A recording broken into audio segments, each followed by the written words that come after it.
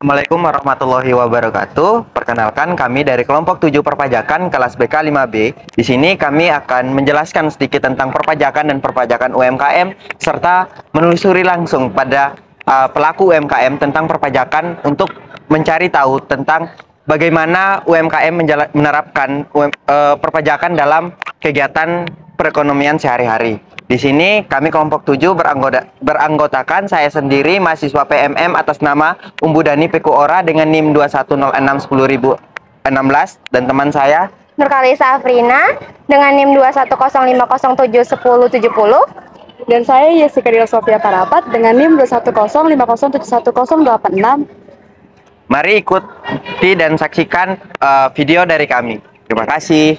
Pertama, kita akan membahas tentang UMKM.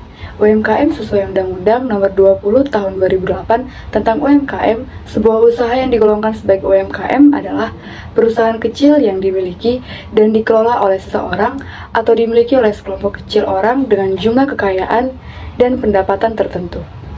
Dalam Undang-Undang Nomor 20 Tahun 2008, UMKM dapat dikategorikan menjadi 3 jenis kriteria berdasarkan jumlah aset dan omset seperti berikut ini. Yang pertama, usaha mikro, yaitu usaha produktif milik orang perorangan dan atau badan usaha perorangan yang memenuhi kriteria aset lebih kecil dari 50 juta dan omset lebih kecil dari 300 juta. Yang kedua, usaha kecil, yaitu usaha ekonomi produktif yang berdiri sendiri yang dilakukan oleh orang perorangan atau badan usaha yang bukan merupakan anak perusahaan atau bukan cabang perusahaan yang dimiliki, dikuasai, atau menjadi bagian baik langsung maupun tidak langsung dari usaha menengah atau usaha besar yang memenuhi kriteria, yaitu aset lebih kecil dari 50 juta dan 500 juta dan omset lebih kecil dari 300 juta dan 2,5 M. Yang ketiga, usaha menengah, yaitu usaha ekonomi produktif yang berdiri sendiri yang dilakukan oleh orang perorangan atau badan usaha yang bukan merupakan anak perusahaan atau cabang perusahaan yang dimiliki, dikuasai, atau menjadi bagian baik langsung maupun tidak langsung dengan usaha kecil atau usaha besar yang memenuhi kriteria aset lebih kecil dari 500 juta dan 2,5 M dan omset lebih kecil dari 2,5 M dan 50 M. Selanjutnya ada karakteristik usaha mikro kecil dan menengah. Yang pertama, usaha mikro. Yang pertama yaitu jenis barang atau komoditif tidak selalu tetap, sewaktu-waktu dapat berganti. Yang kedua, tempat usahanya tidak selalu menetap, sewaktu-waktu dapat pindah tempat. Yang ketiga, belum melakukan administrasi keuangan yang sederhana sekalipun. Yang keempat, tidak memisahkan keuangan keluarga dengan keuangan usaha. Yang kelima, sumber daya manusia atau pengusaha belum memiliki jiwa wirausaha yang memadai. Yang keenam, tingkat pendidikan rata-rata relatif sangat rendah. Yang ketujuh, umumnya belum mempunyai akses kepada perbankan, tetapi sebagian besar sudah mempunyai akses kepada lembaga keuangan non-bank. Yang kedelapan, umumnya tidak memiliki izin usaha atau persyaratan legalitas lainnya, termasuk NPWP, misalnya usaha perdagangan seperti kaki lima dan perdagangan di pasar. Selanjutnya, karakteristik untuk usaha kecil. Yang pertama, jenis barang atau komoditif yang diusahakan umumnya sudah tetap, tidak gampang berubah. Yang kedua, lokasi atau tempat usaha umumnya sudah menetap, tidak berpindah-pindah. Yang ketiga, umumnya sudah melakukan administrasi dalam keuangan walaupun masih sederhana. Yang keempat, keuangan perusahaan sudah mulai dipisahkan dengan keuangan keluarga. Yang kelima, sudah membuat rencana usaha. Yang keenam, sudah memiliki izin usaha dan persyaratan legalitas lainnya termasuk NPWP. Yang ketujuh, sumber daya manusia atau pengusaha memiliki pengalaman dalam berwirausaha. Yang kesembilan, sebagian besar sudah mempunyai akses kepada perbankan untuk keperluan modal. Yang kesembilan, sebagian besar belum dapat menjalankan manajemen usaha dengan baik seperti perencanaan bisnis.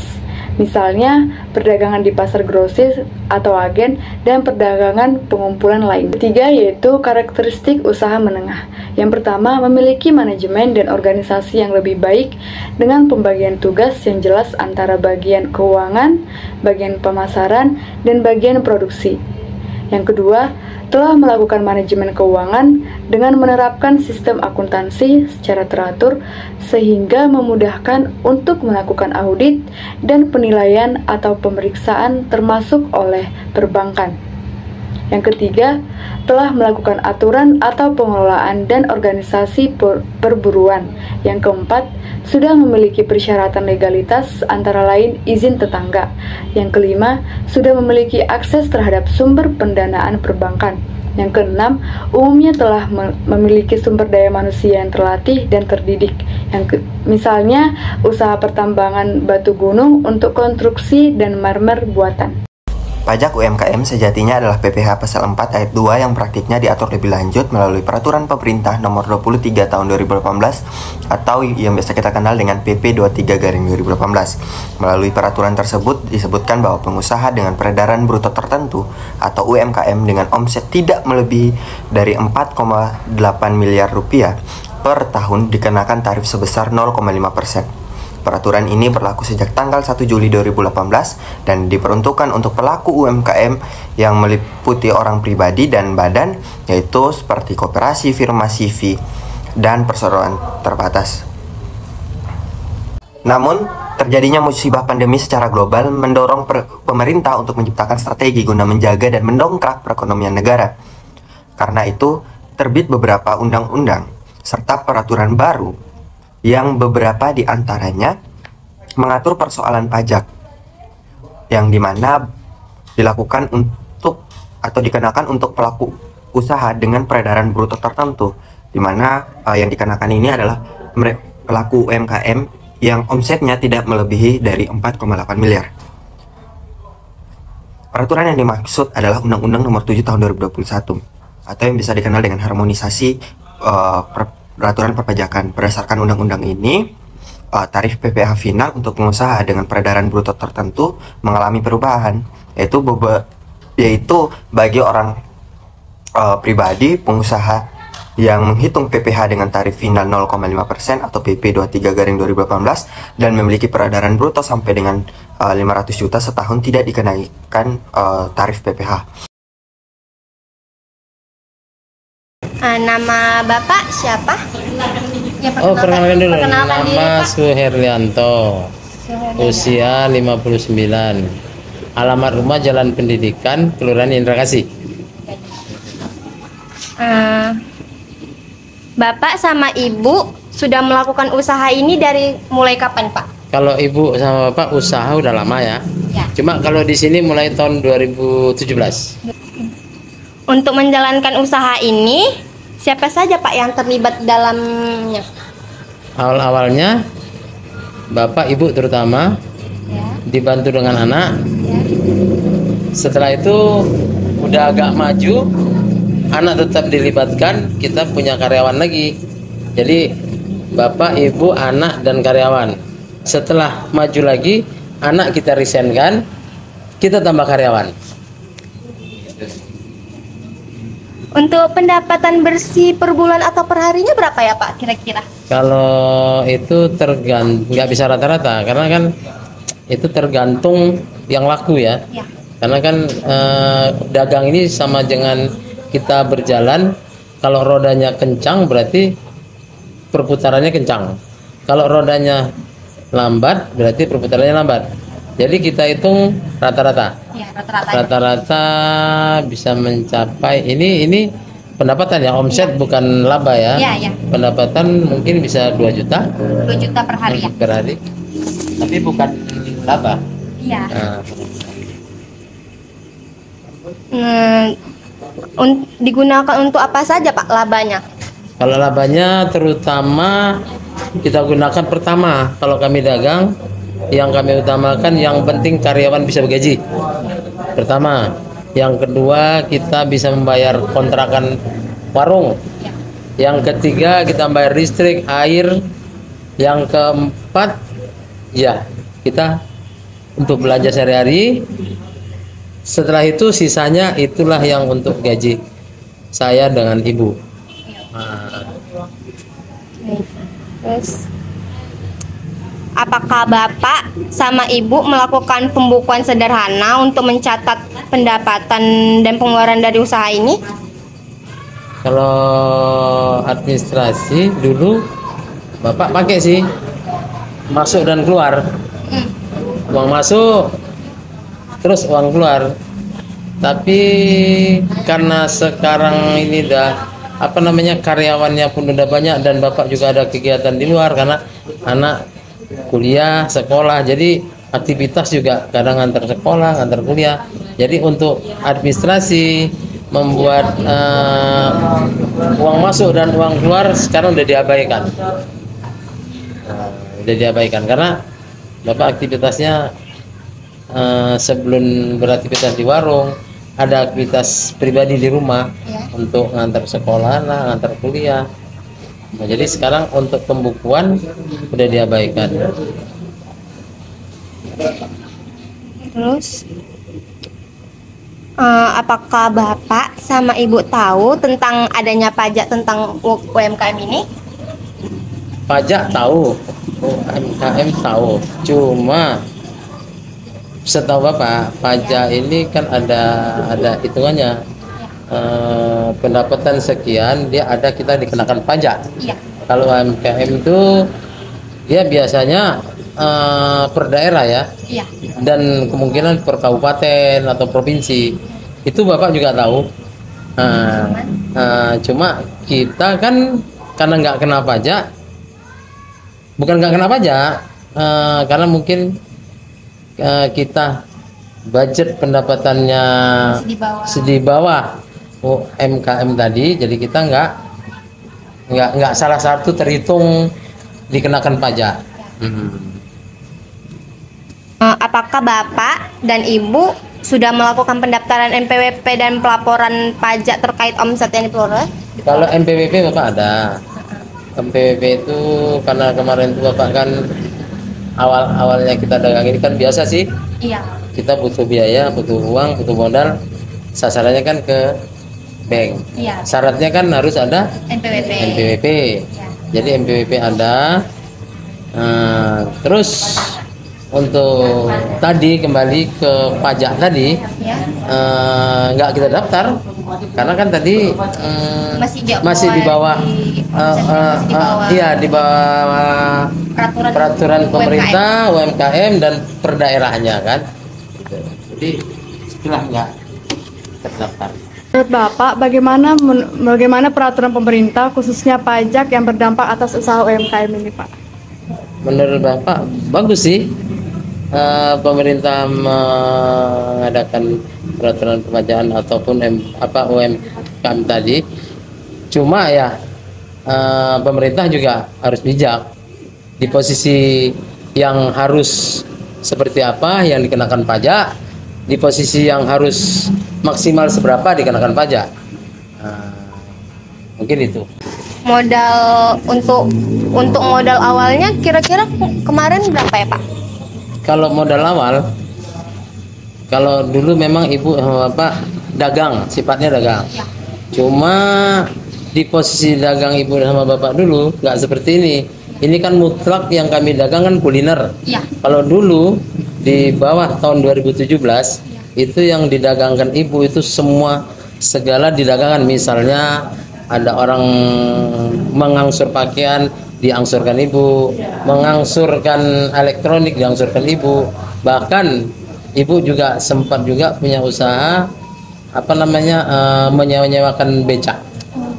Jadi dari situ awal modal enggak juga. Jadi di situ awal dagang sampai ke 2016 atau 2017. Kebetulan kemarin tuh dagangnya collab. Maksudnya collab tuh gini. Kan kalau kita mengangsurkan sesuatu kepada orang kita harus nagih. Iya. Setiap hari door to door. Terhitung kita kan lelah dan jangkauannya terlalu jauh. Terakhir diputuskan sama Ibu ini nggak usah kita lanjut. Setelah itu saya bilang oke, kalau gitu kita dagang kuliner yang pasti aja. Adanya dagang kuliner yang pasti, inilah kami jalankan. Setelah kami jalankan membutuhkan dana dan biaya, akhirnya kami modal awal itu kami sempat menjual aset tanah kami jual untuk modal. Jadi awal modal sewa warung plus peralatan lebih kurang 40-an lah. 50-an. 50 juta. 50 juta. Kemarin kan COVID nih, Pak. Iya, Covid. Berdampak nggak, Pak, sama penjualan kita? Justru itu. Ini kan sewa warung, ini kan kemarin kan 14 juta. Iya. Dan setiap tahunnya kan dinaikkan. Adanya Covid 2019, 2019 ya? Iya, 2019, 20 sampai ke 21 pertengahan. Itu setiap tahun kontrak kios naik per tahunnya 1 juta. Kalau kita ngambil 2 pintu berarti kan 2 juta. Iya. Adanya seperti itu, kami mohon kepada yang punya pemilik warung bahwasanya omset turun mencapai sekitar 80%. Nah, jadi kami mohon sama yang punya warung jangan sampai dinaikkan. Ya mudah-mudahan insya Allah memang nggak dinaikkan selama 3 tahun. Nggak dinaikkan kontrak warungnya nggak dinaikkan selama 3 tahun. 2019, 20 dan 2021. Jadi kontraknya nggak dinaikkan. Ya alhamdulillah terturutin lah kontrak yang dinaikkan, cuma omset pendapatan turun 70% sampai 80%. Maksudnya drastis banget ya. Karena gini, sebenarnya kami jualan terus, cuma kalau kita buka sebenarnya konsumen tetap ada, cuma ada sistem dari pemerintah, Satpol PP maupun kepolisian itu ada razia. Nggak boleh ngumpul. Setiap malam memang kita bisa main main alip berondo. Iya. Kalau dia pergi kita buka lagi, tapi itu pun nggak maksimal, paling pun 15% kita buka kembali. Jadi turun 70 sampai 80% omset. Kan kemarin tuh sempet naik BBM ya, Pak? Ya kan? Terus ada nggak sih, Pak, kenaikan dari harga ini karena BBM? Kenaikan Kan BBM banyak tuh. sebenarnya dampak juga kami yang dagang.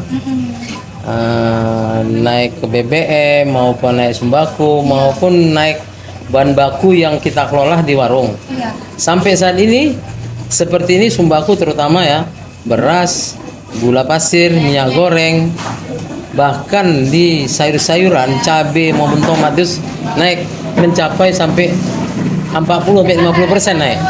Tapi adanya itu kita upayakan juga konsumen yang makan nggak kita naikkan. Karena begini, kalau kita naikkan makanan dan minuman, otomatis nanti pelanggan besok harinya nggak akan kembali lagi.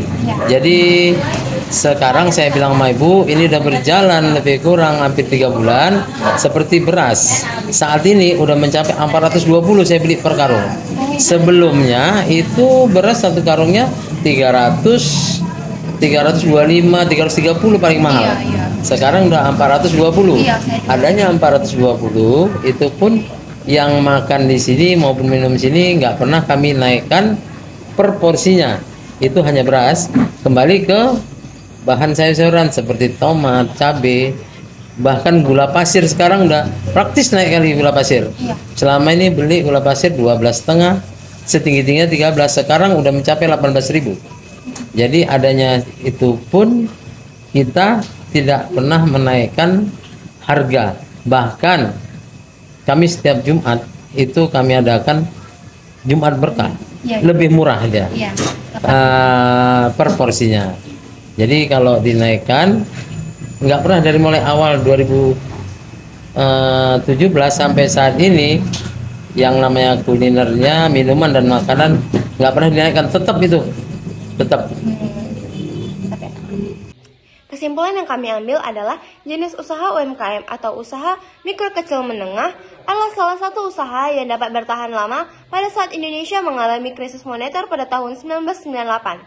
Usaha kecil dan menengah pada saat ini telah berkembang sangat pesat dan dapat kita lihat pada data yang dirilis oleh Badan Pusat Statistik Indonesia, yakni sebesar 62.922.617 usaha. Dalam hal ini, pada tahun 2008 pemerintah Indonesia membuat PUU mengenai usaha kecil menengah untuk upaya perlindungan para pengusaha yang bergerak di bidang UKM dengan telah disahkannya Undang-Undang Nomor 20 Tahun 2008. Untuk UMKM, Warung Cek Nur adalah UMKM yang bergerak di bidang dagang, adapun yang diperdagangkan adalah kuliner, yaitu makanan dan minuman, dengan omset perharinya sekitar 1,5 juta sampai 2 juta, dan per tahunnya sekitar 300 juta. Usaha ini tidak dikenakan pajak UMKM dengan sesuai harmonisasi peraturan perpajakan nomor 17 tahun 2001 karena omsetnya di bawah 500 juta. Dengan omset sekitar 300 juta per tahun, adapun laba yang diperoleh selama 10 bulan yang kami analisis adalah sebagai berikut. Untuk harga pokok penjualannya sebesar 108 juta rupiah. Untuk labanya sebesar 233 juta 100 rupiah. Untuk kasnya adalah sebesar 35 juta rupiah dan untuk modal awalnya sebesar 50 juta rupiah. Video dari kami, lebih dan kurangnya kami mohon maaf. Semoga video kami dapat membantu teman-teman untuk memahami tentang perpajakan UMKM dan dapat membantu pelaku UMKM mempelajari tentang perpajakan. Sekian dan terima kasih, sampai jumpa di tugas